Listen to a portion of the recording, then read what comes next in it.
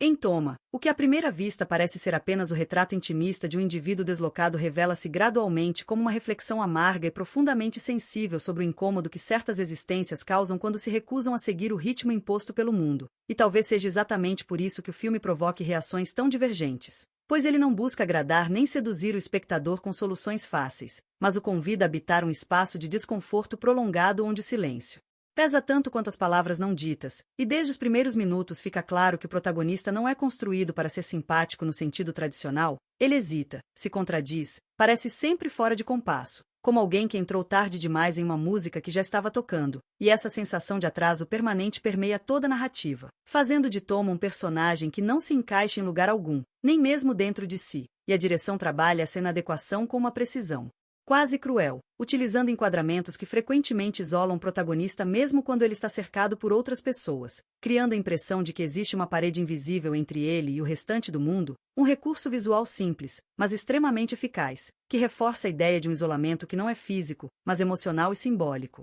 E ao longo das cenas o filme constrói uma rotina fragmentada que evita repetição confortável. Cada gesto cotidiano parece levemente deslocado, como se nada ali fosse plenamente natural, e isso se reflete também na trilha sonora, que surge de maneira irregular, às vezes interrompendo momentos que normalmente seriam silenciosos, às vezes desaparecendo quando se espera algum tipo de ênfase emocional, e essa escolha sonora contribui para a sensação de instabilidade, como se o próprio filme estivesse respirando de forma irregular junto com seu protagonista, e há uma cena particularmente reveladora em que Toma tenta expressar algo simples. Um desejo banal, mas encontra apenas respostas atravessadas, olhares impacientes, ruídos externos que abafam sua voz. E essa sequência funciona quase como uma síntese temática da obra, pois ali se materializa a ideia central de que nem todo canto é bem-vindo, nem toda voz encontra espaço para existir. E ao assistir a esse momento me veio à memória uma situação pessoal em que tentei explicar algo importante em meio a um ambiente hostil ao diálogo, onde cada tentativa de comunicação parecia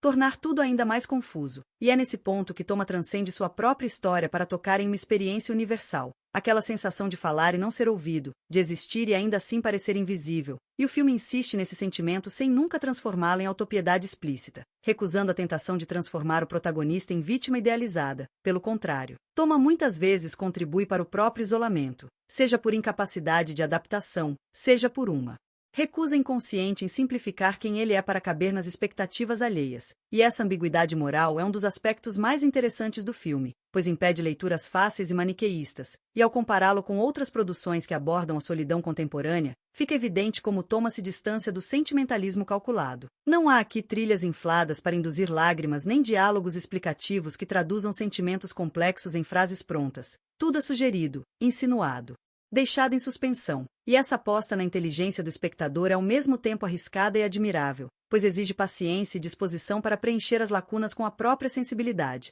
e conforme o filme avança percebe-se que o verdadeiro conflito não está em eventos externos, mas na fricção constante entre o mundo interno de Toma e a realidade que o cerca, uma realidade ruidosa, apressada, pouco tolerante a desvios, e quando o roteiro se aproxima de seu desfecho ele não oferece uma transformação redentora nem uma resposta clara sobre o futuro do personagem. O que existe é uma espécie de suspensão melancólica, um momento em que tudo parece prestes a mudar, mas talvez não mude, e essa indefinição é coerente com a proposta do filme, pois nem todas as histórias encontram resolução, algumas apenas continuam, carregando consigo as mesmas tensões sob novas formas. E ao final de Toma fica a sensação de ter ouvido um canto estranho, às vezes desafinado, às vezes incômodo, mas genuíno, um canto que talvez ninguém tenha pedido para ouvir, mas que, uma vez escutado, se recusa a desaparecer da memória, e nesse eco persistente reside a força silenciosa do filme, que não grita, não implora atenção, mas permanece, como um som distante que retorna quando menos se espera, lembrando-nos de que nem toda a arte existe para confortar.